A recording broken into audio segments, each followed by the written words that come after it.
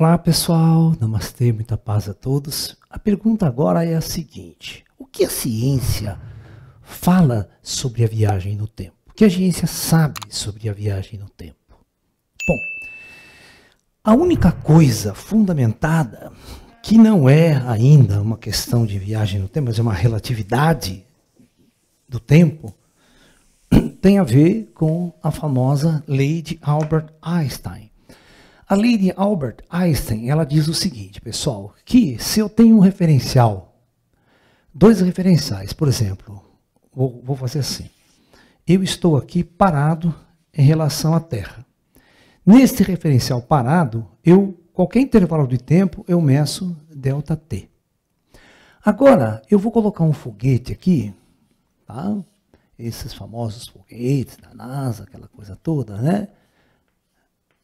E esse foguete está viajando com uma velocidade V. Ok? Então, no referencial em movimento, a gente mede ΔT'. Ok? E assim por diante. Tá? Então, eu tenho dois referenciais. Um referencial parado em relação ao solo. Né? Posso até colocar um sistema de coordenadas aqui. Ó. Ok? E esse objeto está se movendo. Então, Albert Einstein diz o seguinte, que a relação, né, de tempo medido, intervalo de tempo medido pelo cara que está em relação ao indivíduo que está parado, é ΔT sobre essa razão aqui, ó.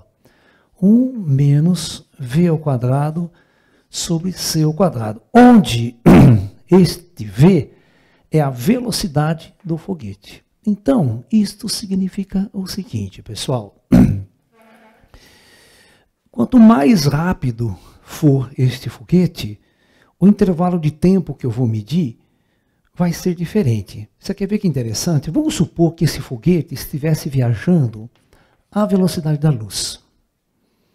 Tá? A velocidade da luz. É bem a história que aconteceu lá no planeta dos macacos.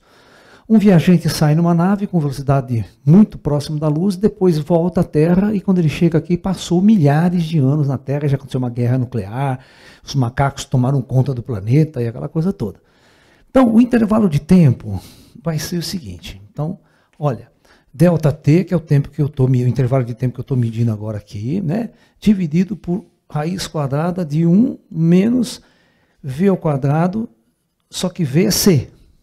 Então, C ao quadrado sobre C ao quadrado. Então, essa coisa aqui vai dar ΔT sobre 0. Tá? Ou seja, o intervalo de tempo ele vai ficando muito grande. O tempo vai andando muito devagar, a relação entre os dois. Tá?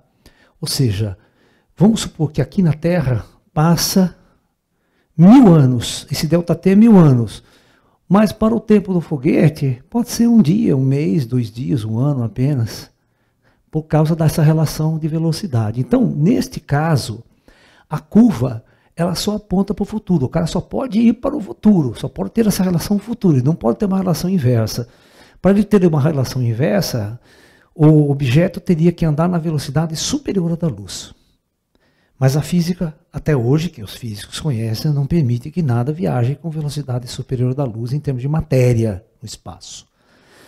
É como se a velocidade da luz fosse um limite para todas as formas de massa, de energia que existe hoje no universo. Tá? Então, praticamente, o que a ciência diz sobre viagem no tempo é apenas isso, é uma relação de intervalo.